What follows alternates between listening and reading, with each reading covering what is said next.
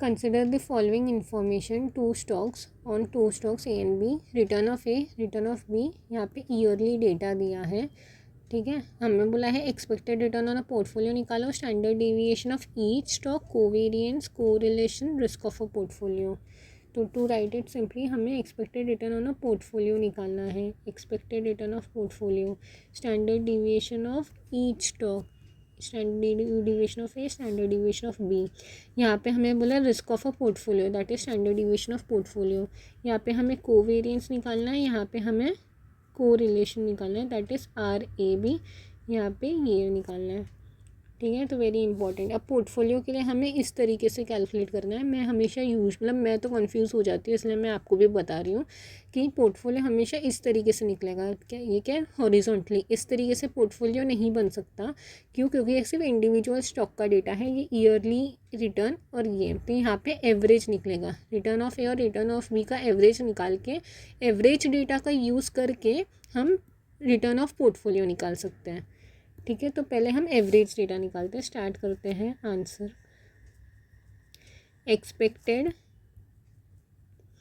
Return on a portfolio, इसके लिए पहले हमें average return of A, average return of B निकालना है।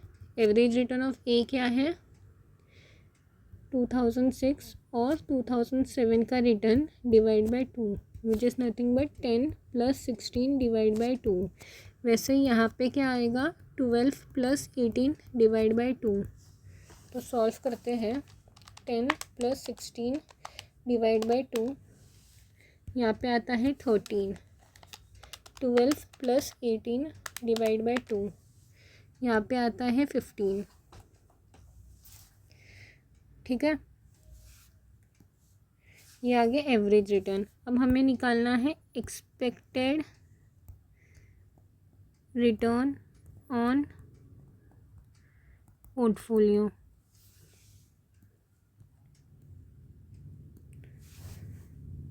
एक्सपेक्टेड रिटर्न ऑन पोर्टफोलियो कैसे निकालते हैं? तो वेरी इजी। हमें पहले तो ये देखना पड़ेगा कि यहाँ पे पोर्टफोलियो का हमें बताया गया है 40% और 60%, ये क्या है? प्रोपोर्शन है। तो हमें सीधे weight of A into average return of A plus weight of B into average return on B, ठीक है। तो वेट ऑफ ए क्या है? 13 इंटू 0.4 प्लस 15 इंटू 0.6। इस तरीके से कैलकुलेट करेंगे। 13 इंटू 0.4, 15 इंटू 0.6, तो यहाँ पे आता है 14.2%। ये मिल गया मेरे को एक्सपेक्टेड रिटर्न ऑफ पोर्टफोलियो। अभी हमें चाहिए सेकेंड वाला क्वेश्चन। यहाँ पे क्या आ रहा है? Standard deviation of A, standard deviation of B. ये कैसे कैलकुलेट करेंगे हम? यहाँ पे ईयर दिया है, डिविएशन ऑफ रिटर्न निकालने पड़ेंगे हमें। तो पहले रिटर्न लिख देंगे जो हमें गिवन है, यहाँ पे हम डिविएशन लिखेंगे, यहाँ पे हम डिविएशन का स्क्वायर लिखेंगे, ठीक है। रिटर्न ऑफ ए 2006 2007 क्या रिटर्न है? 10 16, 10 - 13, 16 - 13 कहाँ से आया ये? मैं पेन बदल लेती हूँ, यहाँ से आया। ये 10, ये 16, ये 13, ठीक है। 10 16 और ये 13।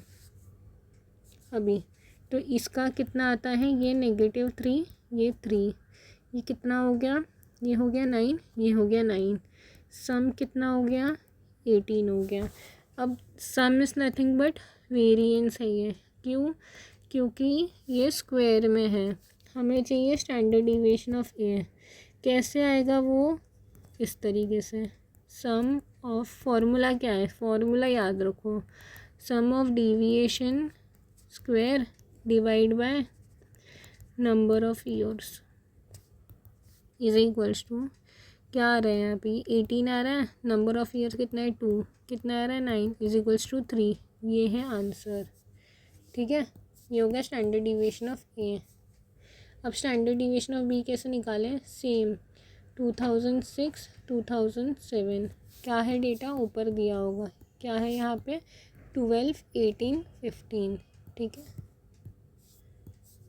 12 18 15, ठीक है कितना आ रहा है नेगेटिव और ये पॉजिटिव। यहाँ पे हम डिविएशन का स्क्वायर करते हैं, कितना आएगा 9 ये क्या हो जाएगा सम ऑफ डिविएशन स्क्वायर कितना होता है 18। Standard deviation of B is equals to sum of deviation square divide by number of years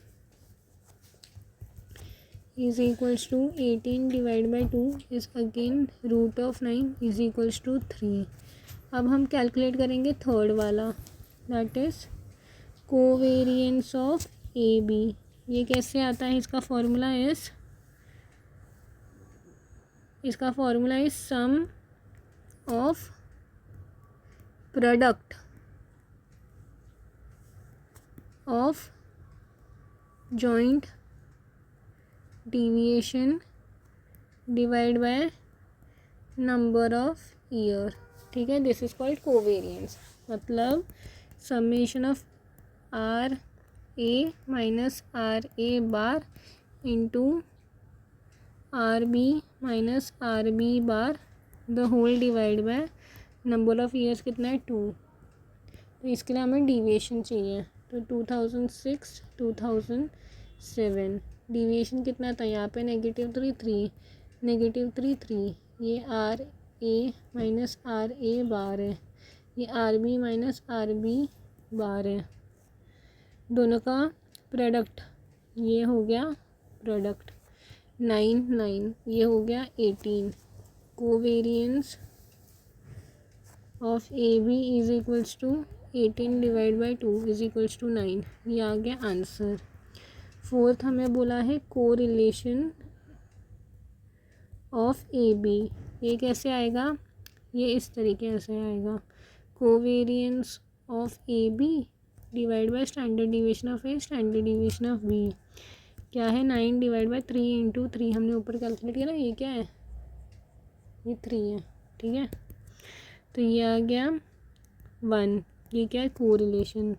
fifth है स्टैंडर्ड डिविएशन ऑफ पोर्टफोलियो, ये और भी इजी है बराबर, स्टैंडर्ड डिविएशन ऑफ पोर्टफोलियो इसका फॉर्मूला क्या है weight of A into average return of A का square plus weight of B into average return of B का square plus 2 into average return of A into average return of B into 2 into average return of A into average return of B, ठीक है into weight of A into weight of B into R A B. Very important, weight कितना है question में दिया है हमें, क्या दिया है ये 40% और 60%, उसी तरीके से हम कैलकुलेट करेंगे। यहाँ पे क्या है 0.4 इंटू एवरेज रिटर्न ऑफ ए क्या है यहाँ पे, तो यहाँ पे एवरेज रिटर्न ऑफ ए क्या है हमने ऊपर कैलकुलेट किया है, नहीं याद है कर लेते देख लेते हैं 13% 15%, ठीक है 13% plus 0.6 into 15% plus 2 into 13 into 15 into 0.4 into 0.6 into correlation कितना आया 1 आया। कैलसी उठाओ 0.4 इंटू 13 इंटू ये 0.6 into 15 into 2 into 13 into 15 into 0.4 into 0.6 into 1।